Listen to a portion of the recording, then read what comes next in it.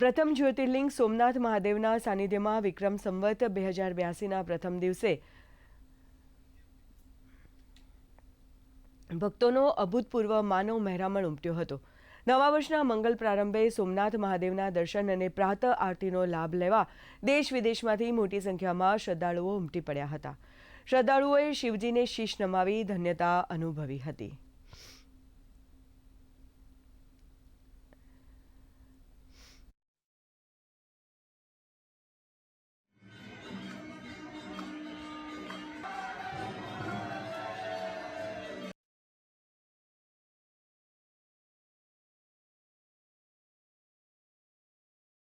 અત્યાર સુધીનો મારો એવો અનુભવ રહ્યો છે કે અહીંયાથી જે દિલને અને આત્માને શાંતિ મળી રહી છે એ ક્યાંય કોઈ પણ સારા પ્લેસ ઉપર નહીં મળે। અને રહી જ્યોતિર્લિંગની વાત, તો એક તો સૌ પ્રથમ જ્યોતિર્લિંગ આપણું ગુજરાતનું રહ્યું, અને એમાંય આ જે ચોખ્ખાઈ, એની વ્યવસ્થા, ટ્રસ્ટની જે બી વ્યવસ્થા કર્મચારીઓ છે, અહીંના મેનેજર સાહેબ, एवरीथिंग इज सेटिस्फाइड। सोमनाथ मंदिर में मैंने दर्शन किए, बहुत ही सुंदर और अच्छी व्यवस्था है। कोई भी दिव्यांग हो या बुजुर्ग व्यक्ति हो जो चलने में असमर्थ हो, निसंकोच होकर यहाँ आ सकता है।